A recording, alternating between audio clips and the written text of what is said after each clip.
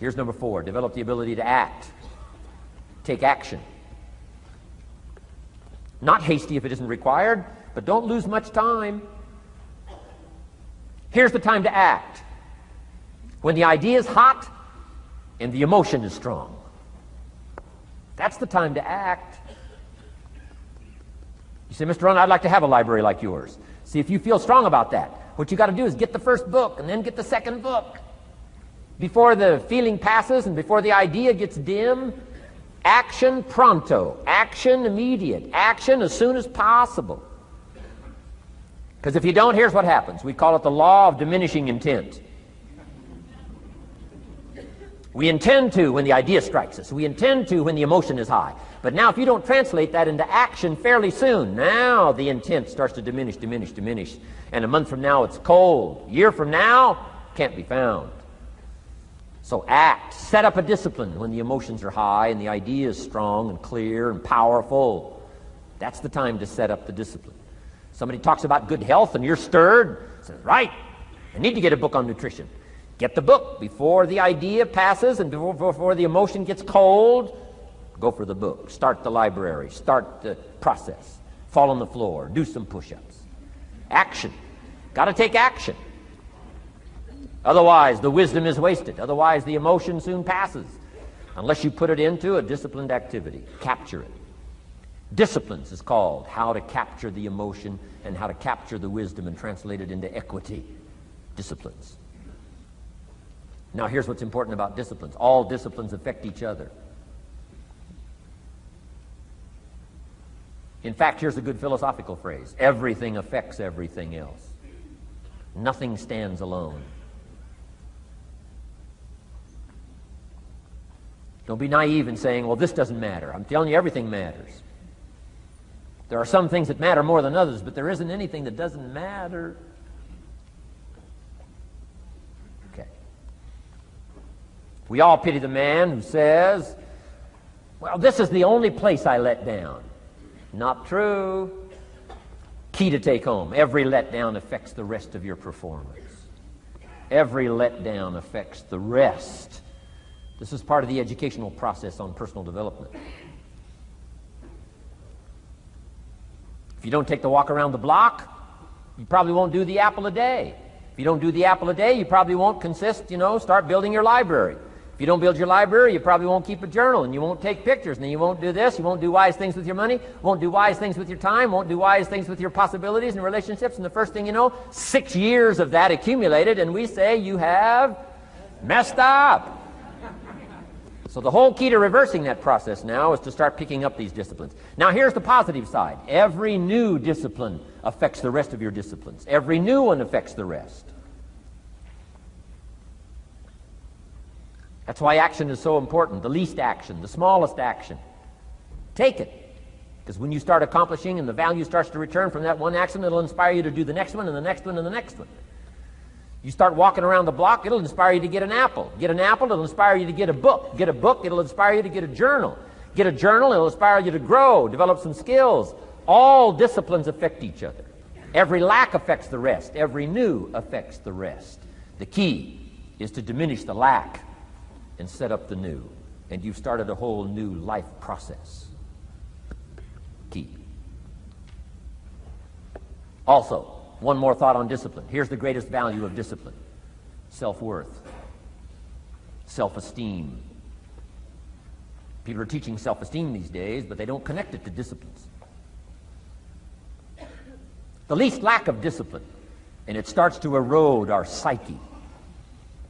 One of the greatest temptations is to just ease up a little bit, right?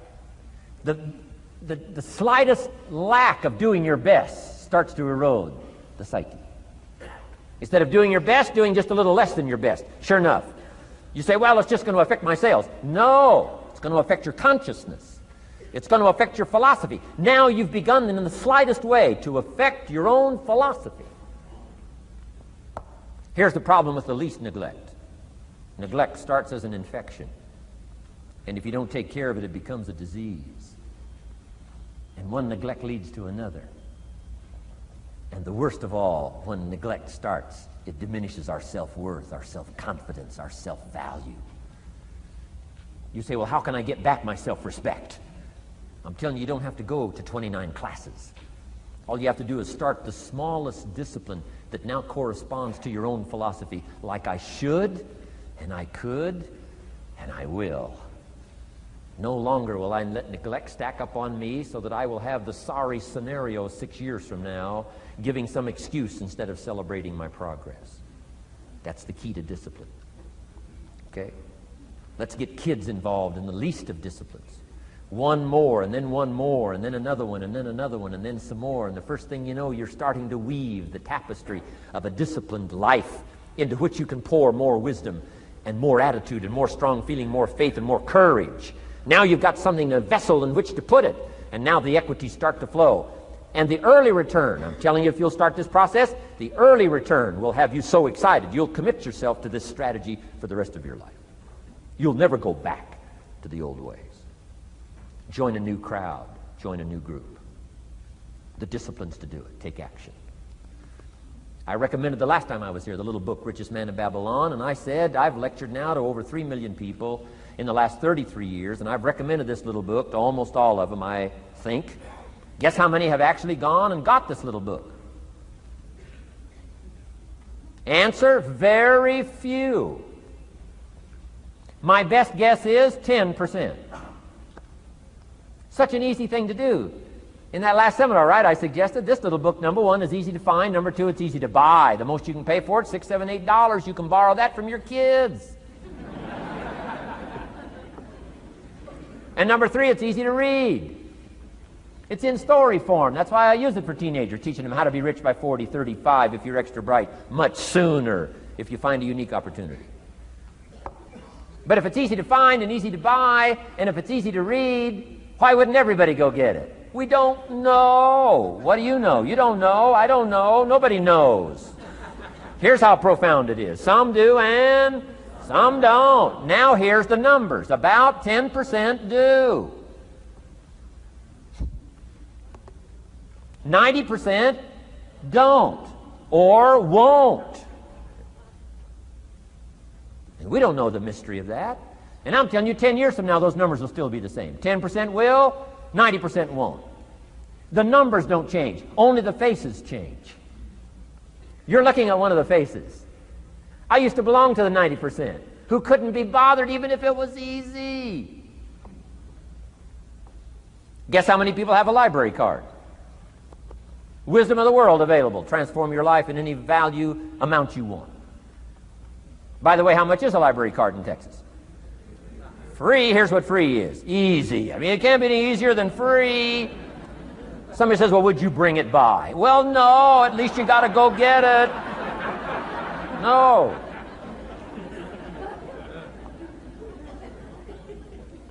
Wisdom of the world available. Transform your life spiritually, socially, personally, economically, and every other way. Teach you how to be rich and powerful and sophisticated and healthy, influential. How many people have a library card? Answer, 3%. 95, 97% couldn't be bothered. Guy specializes in happy hour, but he doesn't have a card. And now readily and quickly blames the government and blames his company and blames policy and blames the pay scale. When if he only knew, if he joined the 3%, here's my advice to you today. Walk away from the 97%. Don't talk like they talk. Don't act like they act. Don't go where they go. Don't specialize in what they specialize in. Throw away the blame list they cling to. Start you a new life. You say, well, is it as simple as getting a library card and join the 3%? And the answer is, of course. Of course. That's how easy this stuff is. This is so easy. It's so simple. It's not complex. You don't need a 2,000-year-old guru. You don't need multi-track affirmations. I'm telling you, don't. Affirmation without discipline is the beginning of delusion. Key. Don't let somebody sweep you into some contrary way to nature itself says, unless you labor. The miracle of the seed and the soil and the seasons and God and all the other stuff that's available, sunshine and rain, that's not available to you by affirmation. It is only available to you by labor. So labor well. Okay. Learn well. Discipline yourself well. And you can have all the treasures you want. This stuff's easy and simple. It's not ocean waves and seagulls. You don't have to move to Sedona, where all the force fields come together in Arizona.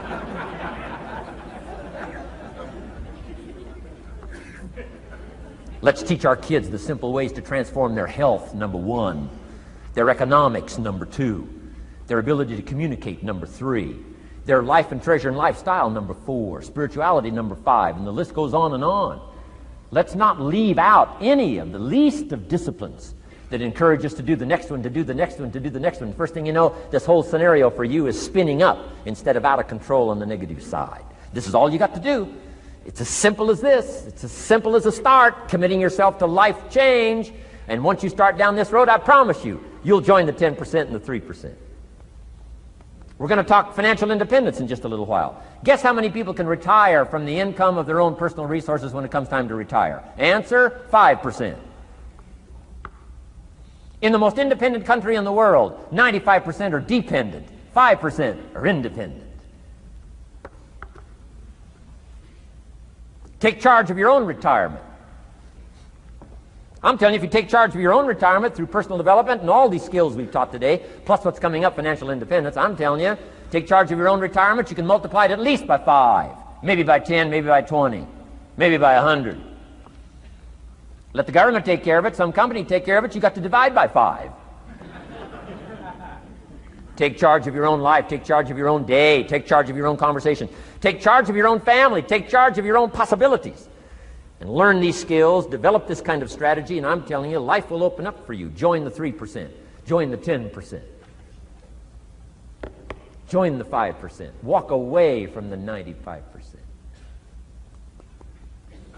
In our Leadership Weekend we teach, find out what poor people read and don't read it.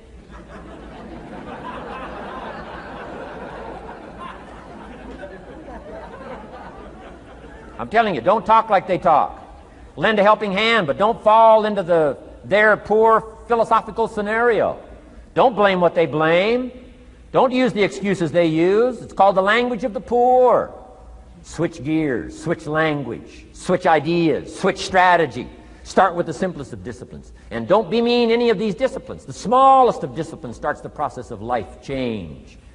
And if you'll invest in this thing called discipline, you can have whatever you wish. It's called the beginning of a miracle. Now here's the last clue on discipline. Do the best you can.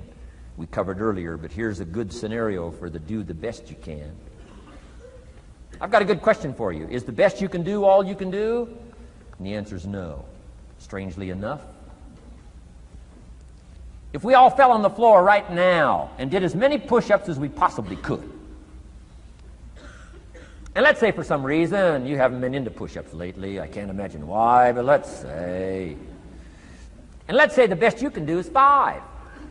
And you look up at the rest of us and say, hey, 5 is the best I can do. We can tell by the look on your face that's probably true. 5 is the best you can do. Now, is 5 all you can do?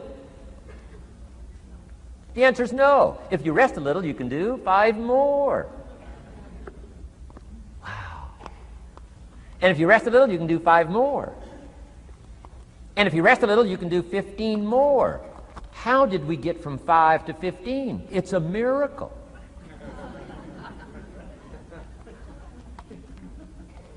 And if you rest a little, you can do 15. Rest a little, you can do 15. Rest a little, you can do 20. How did you get from 5 to 20? It's a miracle. Did you know you can keep doing that? Do a little more, rest a little, do a little more, rest a little, and finally get up to 50 push-ups? Is it possible to get up to 50 push-ups? Of course. How do you go from 5 to 50? It's a miracle. How do you get a miracle going? Number 1, do what you can. Don't leave out what you can, from writing a letter to your mother in Florida. Start cleaning it all up. 2, doing the push-ups. Go from 5 to 50. It's a miracle. Number 1, do what you can. Number 2, do the best you can. Here's number 3, rest very little.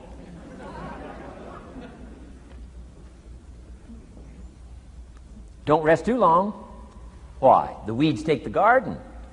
Kids have got that figured out. You can't rest too long. Here's the clue. Make rest a necessity, not an objective. The objective of life is not to rest. The objective of life is to act. Think of more disciplines. Think of more ways and means in which to use your own wisdom and your own philosophy, and use your own attitude, your own faith, your own courage, your own commitment, your own desires, your own excitement. Invest it, invest it, invest it, invest it in discipline so that it's not wasted. The smallest of discipline. Thereby transform your life. Join the 5%, join the 10%, join the 3%.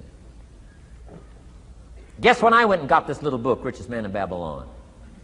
The same day I heard about it. I went and got it. Somebody says, well, Mr. Rohn, does that make you different than most other people? And the answer is yes. Somebody says, well, why is that? We don't know. We don't know. What do you know? You don't know. I don't know. None of us knows.